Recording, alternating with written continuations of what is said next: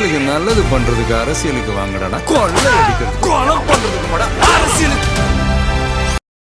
இந்த உலகத்துல உள்ள எல்லா உழைப்பாளர்களுக்கும் இனிய உழைப்பாளர் தின நல்வாழ்த்துக்களை எங்கள் மூலமாக தெரிவித்துக் கொள்கிறேன். எல்லா ஆண்களும் சரி பெண்களும் சரி தான் குடும்பம் தான் புள்ள குட்டி நம்ம குடும்பத்தை காப்பாற்றணும் அப்படின்னு இன்னைக்கு எல்லா இடங்களையும் வெளிநாடுகள் எல்லாம் போய் கஷ்டப்பட்டு வேலை பார்த்துக்கிட்டு இருக்க அந்த ஆண்களுக்கும் சரி, அதுக்கு பிறகு பெண்களுக்குமே சரி, இன்னைக்கு இந்த ரோட்டு பக்கம் போனா போதும், சித்தாலாவும் சரி, மண்ணு மூட்டை தூக்குறதுலேருந்து எல்லா இடங்களையும் பெண்கள் வேலை பார்த்துக்கிட்டு இருக்காங்க. அதுக்கெல்லாம் ஒரே ஒரு காரணம், எப்படியாவது என் குடும்பத்தை காப்பாற்றணும், என் பிள்ளையை காப்பாற்றணும்னு அந்த பெண்களுடைய உழைப்பு வந்து சாதாரணமானது கிடையாது. அதுபோக படித்த பெண்களுமே சரி, இன்னைக்கு ஒரு ஜெராக்ஸ் கடையில் பார்த்தாலும் ஒரு பொண்ணு வேலை பார்த்துக்கிட்டு இருக்கோம், ஒரு மெடிக்கல் ஷாப்பில் ஒரு பொண்ணு வேலை பார்த்துட்டு இருக்கோம், ஒரு ஜவுளி கடையில் ஒரு பொண்ணு வேலை பார்த்துட்டு இருக்கோம், ஒரு சூப்பர் மார்க்கெட்டில் ஒரு பொண்ணு வேலை பார்த்துட்டு இருக்கோம். இந்த தமிழ் சினிமாக்கள்லாம் ஹீரோயினாக இருந்தால் எல்லாம் ஐடி கம்பெனியில் தான் வேலை பார்த்துட்டு இருக்கோம். ஒரு ஹீரோயினையும் பார்த்தீங்கன்னா ஜெராக்ஸ் கடையில் வேலை பார்க்குற மாதிரியா, இல்லைன்னா வந்து ஜவுளி கடையில் வேலை பார்க்குற உள்ள பெண்களெல்லாம் வந்து ஹீரோயினாக கூட போட மாட்டாங்க. அந்த அளவுக்கு இருக்கிற சமூகத்திலேயும் இன்னைக்கு எல்லாத்தையும் உடைத்து இந்த பெண்கள், அடுப்பில் கடந்த பெண்கள்லாம் இன்னைக்கு வந்து எல்லா இடங்களையும் போய் வேலை பார்த்துட்டு இருக்காங்கல்ல, அந்த உழைப்புகளுக்கெல்லாம் மரியாதை கொடுக்கும் விதமாக அனைவருக்கும் உழைப்பாளர் தின நல்வாழ்த்துக்களை எங்கள் மூலமாக தெரிவித்துக் கொள்கிறேன். அதற்கு பிறகு என்னன்னு பார்த்தீங்கன்னா, இன்னைக்கு பெரிய ஸ்பெஷல் டே, தலையோட பிறந்த நாள். அந்த தலை அவர்களுக்கு தமிழக வெற்றி கழகத்தின் சார்பாக நாங்கள் வந்து இனிய பிறந்தநாள் நல்வாழ்த்துக்களை நம்ம தெரிவித்துக் கொள்ள வேண்டும். ஏன்னு கேட்டிங்கன்னா, இந்த விஜய் அவர்கள் அரசியலுக்கு வந்ததுக்கு பிறகு ரெண்டு பேருமே அங்கே வந்து சினிமாவில் இருந்தாங்க. தளபதி அவர்கள் நான் அதெல்லாம் விட்டுட்டு நான் பொலிட்டிக்கல் போகிறேன் அப்படின்ட்டு போயிட்டாப்புல. தலை என்ன முடிவெடுத்தாப்புலன்னு தெரியல, திடீர்னு அவரும் டென்ஷன் ஆகிட்டாப்புல. நேராக நான் ரேஸுக்கு போகிறேன், 2027 வரைக்கும் நான் எந்த படமும் நடிக்க போகிறதில்லன்னு ஏற்கனவே ஒரு அட்டவணை வெளியிட்டார். ரெண்டு பேரும் குளோச்சின ஒரு ஆட்கள். சொல்லப்போனால் அந்த மெமரிஸ் எல்லாம் உங்களுக்கு தெரியும். தளபதி தலை ஆவுன்னு சண்டை போட்டுட்டு இருந்த அந்த மொமெண்ட்டு, அந்த ஜில்லா வீரம் படம் வந்தப்பையும் சரி, லேட்டஸ்ட்டாக வந்துச்சுல இந்த வாரிசு, அதற்கு பிறகு துணிவு படங்களுக்கெல்லாம் அந்த சண்டை போட்டுக்கிட்டெல்லாம் தெரியும். அதெல்லாம் ஒரு சுகமான நினைவுகளாகவே தங்கி விட்டேன் அங்கே. அதே இடத்துல நிற்கிது. நம்ம அதெல்லாம் விட்டுட்டு வெளியில் வந்து இன்னைக்கு தளபதி இதுக்கு பிறகு எந்த படமும் நடிக்க போகிறதில்ல, தலை நடிக்கிற மாதிரி தெரில, கேம்பாலில் நடிச்சுட்டுங்கிறாப்பால. அந்த நல்ல உள்ளங்கள் இருக்குல்ல, அவங்க வந்து சினிமாவில் ஏதோ ஆப்பனண்டாக இருந்து சண்டை போட்டுக்கிட்டு இருந்த மாதிரி இருந்தாலும் சரி, வெளியில் வந்ததற்கு பிறகு இருவருடைய நட்பு அப்போ தான் நமக்கு தெரிய வந்துச்சு அப்படிங்கிறது கொஞ்சம் நம்ம லேட்டாக தான் புரிஞ்சுக்கிட்டோமோ. இன்றைக்கி வந்து சோஷியல் மீடியாவில் எல்லா விஜய் ரசிகர்களும் இன்னைக்கு தலையோட பர்த்டேவை கொண்டாடுறத நினச்சா, எப்பா டே உண்மையிலே ரியலா அப்படின்னு நினைக்கிற அளவுக்கு இருந்துச்சு. சொல்லப்போனால் தளபதியும் தலையும் ரியல் ஃப்ரெண்டாக தான் இருக்கிறாங்க. வெளி உலகத்துக்கு அப்படி தெரியும்னு வச்சுக்கிறேன். இன்னைக்கு வந்து திமுகவுக்கு பயந்துக்கிட்டு இன்னைக்கு ரஜினியாக இருந்தாலும் சரி, அதுக்கு பிறகு கமலஹாசனாக இருந்தாலும் சரி, ரெண்டு பேரும் உச்ச நட்சத்திரம். ரெண்டு பேரும் எப்படி இருந்தாலும் தெரியும், அவங்க எல்லாம் உச்ச நட்சத்திரம் நினச்சிக்கிட்டு இருந்தோம். ஆனால் ரஜினி சொன்னாப்ல, நான் அரசியலுக்கு வரேன்ட்டு அவர் ஏமாற்றி விட்டாப்ல. சரி, இன்னொரு ஆள் கமலஹாசன் வந்து ஏமாத்திட்டு மறுபடியும் அங்கே அறிவாலயம் கக்கூசில் கிடக்கிறாப்புல. இன்னைக்கு ரெண்டு பேருமே திமுகவுக்கு பயந்துக்கிட்டு, திமுக இந்த யூடியூப் ஆடில் ரஜினி வந்தாப்புல, கமலஹாசன் வந்தாப்புல, அவங்கள வச்செல்லாம் வந்து திமுக வந்து விஜய்க்கு எதிராக திசை திருப்பினுச்சு. அவங்க மட்டும் கிடையாது, இந்த நாசர் என்னவோ நினச்சையா, நாசர் வந்து இந்த ஜனநாயகன் படம் அந்த ஆடியோ லாஞ்சில் என்னுடைய குழந்தை எழுந்து நடப்பதற்கு விஜய் தான் காரணம், அதற்கு நன்றி விசுவாசமாக இருப்பேன் அப்படின்லாம் மாதிரியே பேசியிருந்தான்னு வைங்களேன். அவர் புள்ள வந்து ரொம்ப இடையில முடியாமல் போயிட்டாப்புல. விஜய் வந்து நேரடியாலாம் பேசினாப்புல அப்படிலாம் சொல்லியிருந்தாப்புல. திடீர்னு அடுத்த வாரமே நம்ம மு க ஸ்டாலினுடைய பர்த்டே ஃபங்க்ஷனில் அரசியல் புரிதல் இல்லாத கூட்டம்லாம் இப்போ நிறையா வந்திருக்கு, ஆனால் திமுக மாதிரி அரசியல் புரிதல் கொண்ட கொள்கை கொண்ட கூட்டம் தான் நம்ம தமிழ்நாட்டுக்கு தேவை அப்படின்னு அங்கே போய் பேசுகிறாப்புல. இதெல்லாம் எப்படிப்பட்ட மாதிரியான புரிதல்கள்? அதுக்கு பிறகு வடிவாளாக இருந்தாலும் சரி, சிவகார்த்திகேயன் எல்லா சினிமாவத்தையும் எதிராக திருப்பி விட்டார்கள் விஜய்க்கு எதிராக. அந்த நேரத்தில் தலை என்ற ஒரு நபர் இருக்கிறார்ல, அவர் எவ்வளவு ஜெனுனான பர்சன். ஆளுக்கு மண்டை சுடு பிடிச்சாலும் டக்குன்னு கோவம் சொன்னீங்களேன், அது வேற மேட்ரு. அன்னைக்கு கூட அந்த ஓட்டு போட்டு வெளில வந்தப்போ மைக் நீட்டும் போது ஆள் டென்ஷன் ஆகிட்டாப்புல, அதை மாதிரியான ஆள். ஆனால் அவர் எவ்வளோ ஜெனுங்கிற மேட்டரை பாருங்களேன். விஜய் அவர்களை வந்து கட்டம் கட்டி பெரிய அளவில் நரேட்டிவ் செட் பண்ணாங்க. எப்போன்னு பார்த்தா கரு ஸ்டேம்படப்ப அப்போ வந்து தலையாக ஒரு பேட்டி கொடுக்குறாப்புல, ஏதோ ஒரு பேட்டி கொடுத்தாப்புல. அந்த பேட்டியில் சொல்கிறாப்புல, அந்த சிங்கிள் பர்சன் நாட், இந்த இண்டிவிஜுவல் பர்சன் நாட் ஒன்லி ரெஸ்பான்சிபிலிட்டின்னு சொல்லியிருந்தார். அந்த ஒரு நபர் மட்டும் நீங்கள் எப்படி ரெஸ்பான்சிபிளாக சொல்லிக்க, ஒட்டுமொத்தமாக எல்லாரும் தான் ரெஸ்பான்சிபிலிட்டி அப்படின்னு அந்த இடத்துல முதலாக விஜய் அந்த கரு ஸ்டேம்பில் சிக்கி நிற்கும் போது சினிமா துறையிலிருந்து வந்த முதல் ஆதரவு குரல்னா அது தலை அஜித்தோட தான். அதற்கு பிறகு அது திமுக அப்படியே வேற மாதிரி நரேட்டிவ் செட் பண்ணும்போது டக்குன்னு ஒரு கிளாரிஃபிகேஷன், யாருக்கு நம்ம ரங்கராஜ் பாண்டேக்கு ஒரு கிளாரிஃபிகேஷன் கொடுத்துட்றா போல. வந்து விஜயை எனக்கு எதிராக திருப்பி விடுகிறார்கள், விஜய்க்கு எதிராக என்னை கட்டம் கட்டுகிறார்கள், நான் அப்படிப்பட்டவன் கிடையாது, நான் விஜய் என்னைக்கும் நல்லா இருக்குன்னு தான் நினச்சிருக்கிறேன், விஜயை நான் என்றைக்குமே வாழ்த்துவேன் அப்போன்னு ஒன்று போட்டுவிட்டாப்போல செம்ம நோஸ் கட்டாயி போச்சு திமுக குரூப்புக்கு. அதற்கு பிறகு இப்போ கூட ஓட்டு போட்டு அந்த மனுஷன் வரும்போது யாரோ மைக்கு போய் நீட்டுருக்காங்க. அப்போ நோ அப்படின்ட்டு இருக்காப்புல. நீ ஒன்று என்ன சொல்கிறீங்கன்னா நோ நீடு சேஞ்சுன்னு சொல்லிட்டாப்பல தலை அப்படின்னு கதையை மாற்றி விட்டாங்க. வெறும் டைட்டில் கடை வருது, இதை உடனே கொண்டுக்கிட்டு யார் ஸ்டாலின் போய் கேட்குறாங்க. இது மாதிரி தலை சொல்லிக்கிறாப்புல, அவர் கரெக்டாக சோகா சொல்லிக்கிறாப்புல, நல்லா சொல்லிக்கிறாப்புல, டக்கராக சொல்லிக்கிறாப்புல, அதாங்க உண்மை, நோ நீடு சேஞ்சுங்க அப்படின்னு அதை நம்பிக்கிட்டு பேட்டி கொடுத்துருந்தாரு.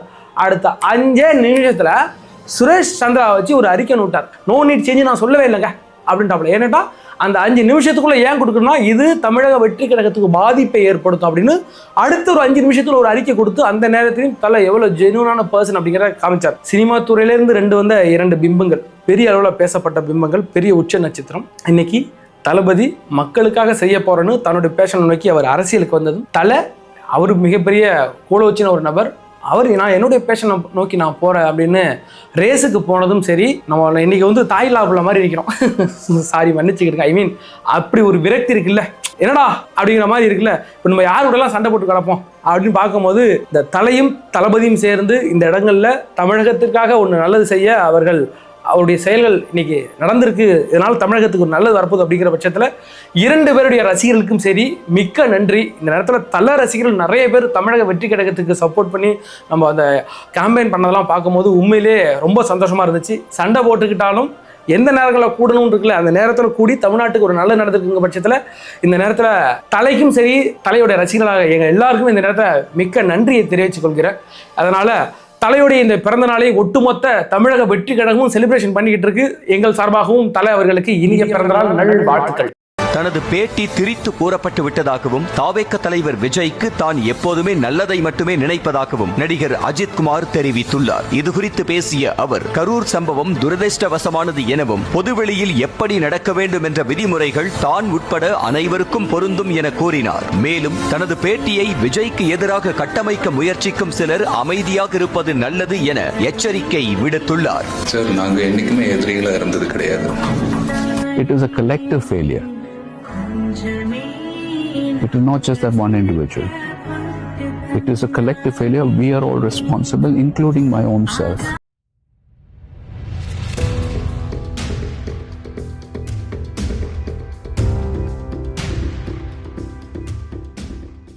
எங்களோட வீடியோக்களை பாருங்க, எங்களோட சேனலை சப்ஸ்கிரைப் பண்ணி வச்சுக்கிடுங்க, அப்புறம் லைக் பண்ணுங்க, ஷேர் பண்ணுங்க, உங்களோட தாழ்மையான கருத்துக்களை கமெண்ட் செக்ஷன்ல பதிவிடுங்க. தளபதி விஜய் அவர்கள் நேற்றுக்கு பனையூர்ல 232 எம்எல்ஏக்களுடன் ஒரு பெரிய கூட்டத்தை நடத்தின, பெரிய ஆலோசனை கூட்டத்தை நடத்தினார் அப்படிங்கிறத பாக்குறோம். அந்த கூட்டத்தில் என்ன விவாதிக்கப்படுதுன்னா, எல்லாரும் வெற்றி பெற்ற உடனே நேராக நீங்க பனையூருக்கு வாங்க, உங்களுக்காக நான் காத்து கொண்டிருப்பேன் அப்படின்னு ஒரு வாணி ஒன்று கொடுத்தார். அது நம்ம ஏற்கனவே ஏன்னு பார்த்தோம்.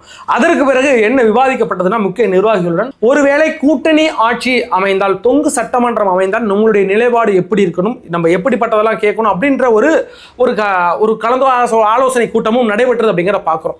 இப்போ புரிகிறதா? இப்போ ஏற்கனவே சொல்லியிருந்தோம், ஒருவேளை இந்த கூட்டணி ஆட்சிக்கு தொங்கு சட்டமன்றத்துக்கு வாய்ப்பு இருக்கிறது அப்படிங்கிறத விஜய் அவர்கள் உணர்ந்திருக்கிறார் அப்படிங்க பார்க்குறோம்.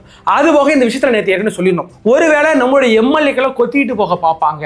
திமுகவுக்கு வெறும் ஒரு 5 இடம் ஒரு 10 இடம் கம்மியாக இருக்குன்னா அவங்க நம்ம ஆளை தூக்க பார்ப்பாங்கன்னு நம்ம ஏற்கனவே சொல்லியிருந்தோம். பெருசாலாம் கொடுக்க மாட்டாங்க. ஒரு 500 கோடி தரண்டா, உனக்கு ஒரு 500 கோடி தரண்டா, வந்தாருக்கடா, எங்களுக்கு தேவை ஒரு 10 எம்எல்ஏ வாங்கடா அப்படின்னு கொண்டு போயிடாங்க நம்ம ஏற்கனவே சொல்லியிருந்தோம். ஐ மீன் அப்படி சொல்லலை, நம்மளோட எம்எல்ஏக்களை கொத்த பார்ப்பாங்கன்னு சொல்லியிருந்தோம். ஆனால் இந்த இந்திய வரலாற்றில், இந்திய அரசியலமைப்பு சட்டத்தில் சில சட்டங்கள் மிக ஒரு எப்படி சொல்ல வித்தியாசமான சட்டங்கள் இருக்குது அப்படிங்கிறத பல காலகட்டமாக பார்த்துருக்கோம்.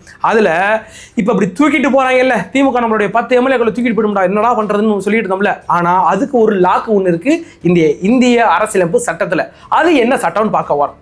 1953 சட்ட திருத்தம் 52 படி கட்சி தாவல் தடை சட்டம் அப்படின்னு ஒரு சட்டம் வந்துச்சு. அந்த சட்டத்தின் படி என்னன்னா, ஒரு கட்சியில எம்எல்ஏக்கள் ஜெயிச்சு நிற்கிறாங்க, இன்னொரு கட்சியிலேருந்து இந்த 10 எம்எல்ஏக்கள் அந்த கட்சிக்கு போனா இது செல்லுபடி ஆகுமானா செல்லுபடி ஆகும். அது எப்படி ஆகும்? ஒரு எக்ஸாம்பிள் சொல்றேன். விஜய் கையில் இப்போது 50 எம்எல்ஏக்கள் இருக்கிறாங்க. யாருக்கும் பெரும்பான்மை இல்லை. திமுகவுக்கு ஒரு 94 எம்எல்ஏ தான் இருக்கிறாங்க, அதிமுகவுக்கு 90 எம்எல்ஏ தான் இருக்கிறாங்க, நமக்கு 50 எம்எல்ஏ. 118 எம்எல்ஏ இருந்தால் தான் நீங்கள் ஆட்சி அமைக்க முடியும். அப்போ யாருக்குமே பெரும்பான்மை இல்லைன்னா இப்போ திமுகவுக்கு 24 எம்எல்ஏக்கள் தேவை. அப்படிங்கிற பட்சத்தில் விஜய்கிட்ட இருந்து அவங்களுக்கு 24 எம்எல்ஏக்கள் தூக்கிட்டு போனாங்கன்னா என்ன நடக்கும்? தூக்கிட்டு போக முடியாது. தூக்கிட்டு போனால் அந்த 24 எம்எல்ஏக்கள் விஜய் விட்டு போனாங்க இல்லை, அந்த எம்எல்ஏக்கள் எல்லாம் டிஸ்குவாலிஃபைட், நீங்களாம் எம்எல்ஏக்களே கிடையாது போங்கடான்னு இந்த இந்திய தேர்தல் அந்த அரசியலமைப்பு சட்டத்தின்படி அவங்க டிஸ்குவாலிஃபைட் ஆயிடுவாங்க. இது என்ன மேட்டர் அப்படின்னு பார்க்க போறோம். இந்த கட்சி தாவல் தடை சட்டம் இருக்குல்ல, இது 2003க்கு முன்னாடி வரைக்கும் என்ன இருந்துச்சுன்னா, 1/3 எம்எல்ஏக்கள் இந்த கட்சியில இருந்து இன்னொரு கட்சிக்கு போயிட்டாங்கன்னா அதை நம்ம ஒன்றும் பண்ண முடியாதுங்க, டிஸ்குவாலிஃபைட் எல்லாம் பண்ண முடியாதுங்க, தகுதி நீக்கம் பண்ண முடியாதுன்னு சொல்லிட்டாங்க. ஆனா அதுக்கு கம்மியான நபர் போயிட்டாங்கன்னா டிஸ்குவாலிஃபைட் பண்ணலாம். இது என்னன்னு பார்க்க போறோம். இந்த 2003க்கு முன்னாடி வரைக்கும், அதாவது இப்ப நம்மள்ட்ட 50 எம்எல்ஏக்கள் இருக்கு, 1/3 அப்ப 16 எம்எல்ஏக்களுக்கு மேல நம்ம டிவிகே கட்சியில இருந்து போயிட்டாங்கன்னா அவங்களும் நம்ம டிஸ்குவாலிஃபைட் பண்ண முடியாது அப்படின்ட்டு இருக்கும். ஆனால் 2003க்கு பிறகு அதை அந்த சட்டத்தை திருத்தினாங்க. அந்த திருத்தத்தின்படி என்னன்னா, அதாவது 3ல் 2 பங்கா மாத்திட்டாங்க. அப்ப 3ல் 2 பங்குன்னா அவ்வளவு 50 எம்எல்ஏக்கள்ல 2ல் 3 பங்குன்னா 33 எம்எல்ஏக்கள். அப்போ 33 எம்எல்ஏக்களுக்கு மேல டிவிகே கட்சியிலேருந்து திமுக கொத்திட்டு போனா மட்டும்தான் அது செல்லுபடி ஆகும். ஆனா அதுக்கு கீழே எனக்கு 24 எம்எல்ஏடா தேவை அப்படின்ட்டு வெறும் 24 எம்எல்ஏக்களை இவங்க கொண்டு போனாங்களே, அந்த 24 எம்எல்ஏக்களும் டிஸ்குவாலிஃபைட் ஆயிடுவாங்க. அப்ப 24 எம்எல்ஏக்கள் டிஸ்குவாலிஃபைடு ஆன வலது 210 தான் வரும். அப்போ அந்த 234ல இந்த 24 பேர் டிஸ்குவாலிஃபைடு ஆனா வெறும் 210 பேர் தான் இருக்காங்க. அப்ப இந்த 210ல பெரும்பான்மை எவ்வளவு 105 பேர். 105 பேர் அப்ப 106 பேர் இருந்தாலும் பெரும்பான்மை அடிச்சிடும். ஆனா அதுலயும் 106 பேர் யாரும் கிடைக்காது. திமுக இருக்கிற 94 எம்எல்ஏக்கள் தானே இருப்பாங்க. அப்படி இருக்க பட்சத்துல 105 பேர் இருந்தாலும் அப்பவும் நீங்க ஆட்சி அமைக்க முடியும். அப்பயும் பத்தாது. ஒருவேளை திமுக இப்போ 115 எம்எல்ஏக்கள் இருக்கிறாங்க, அவங்களுக்கு தேவை 3 எம்எல்ஏக்கள் தான் வச்சுக்கலாம். அவங்க என்னமா பிளான் பண்ணுவாங்க, அவங்க டிவிகேலேருந்து வெறும் 5 எம்எல்ஏக்களை உருவா பார்ப்பாங்க.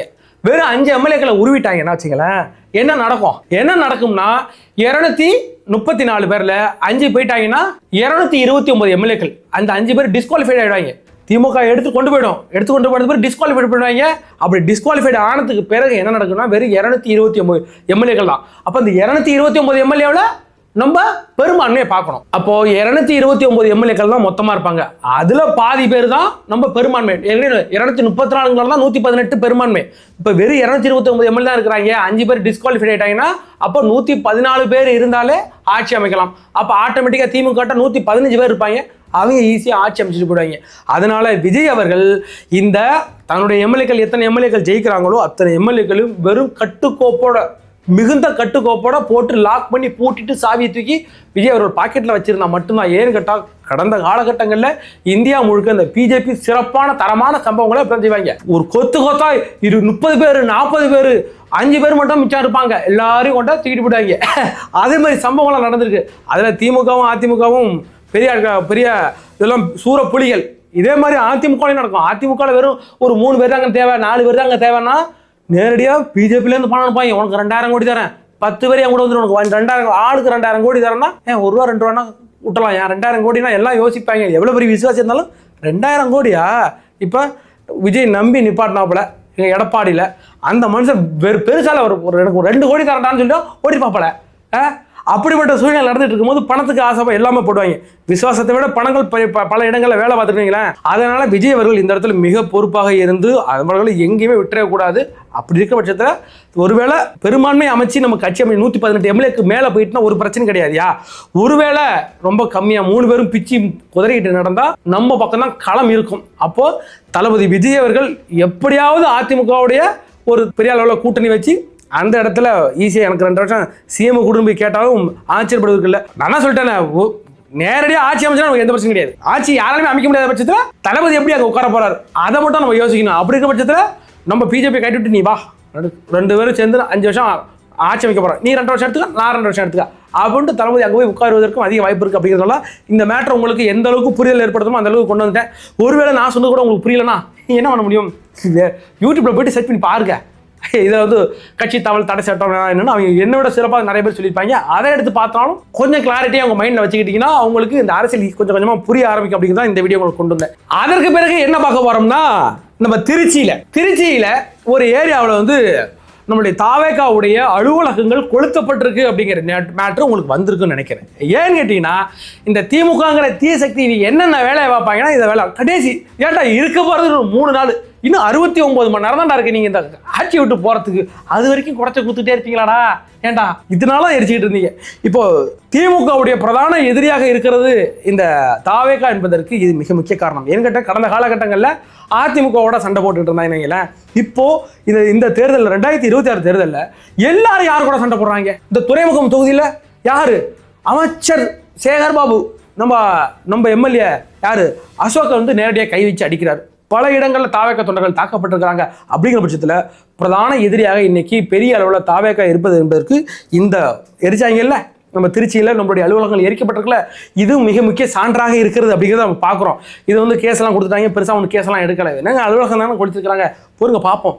இவங்க தினகரன் பேப்பர் அந்த இதே எரிச்சவங்கடா, தினகரன் செய்தி நிறுவனத்தையும் இவங்க எரிச்சவங்கடா, இவங்க சாதாரண ஆள் கிடையாதா, இதெல்லாம் இவங்க சாதாரணம்.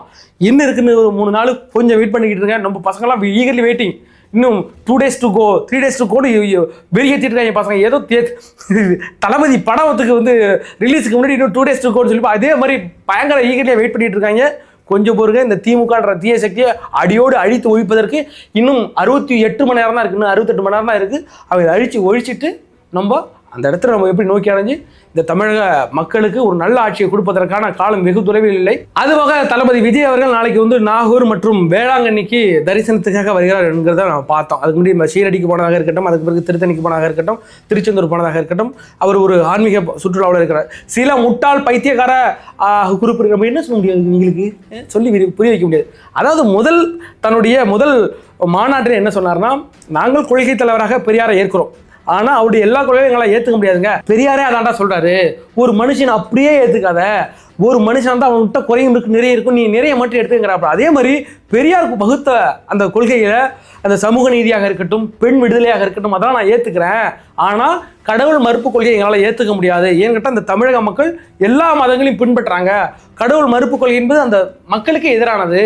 அதனால் நாங்கள் அந்த கொள்கையை மட்டும் ஒதுக்கி வச்சுட்டு மற்ற கொள்கையை நாங்கள் எடுத்துக்கணும்னு சொல்லிட்டாங்க. இன்னும் ஓடிட்டு இருக்கிறாங்க. இந்த சாட்டா மாதிரியான குரூப் என்ன சொல்லிட்டு இருக்காங்க, பெரியார கொள்கை தலைவராக நீங்கள் எடுத்துக்கிட்டு நீங்கள் எப்படி கோயிலாக போவீங்க, அப்போ உங்களுக்கு கொள்கை இல்லைங்கிறது இது மூலமாக தெரியுது இல்லைங்க அப்படி சொல்லிட்டு இருக்காங்க.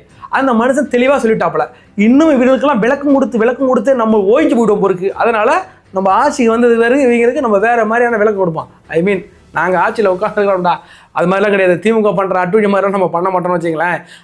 நாங்கள் அந்த இடத்துக்கு வந்துட்டாலே மக்கள் எங்களை ஏற்றுக்கிட்டாங்க அப்படிங்கிறது உனக்கு தெரியுமில்ல, அதுவே பெரிய விளக்கமாக இருக்கும்.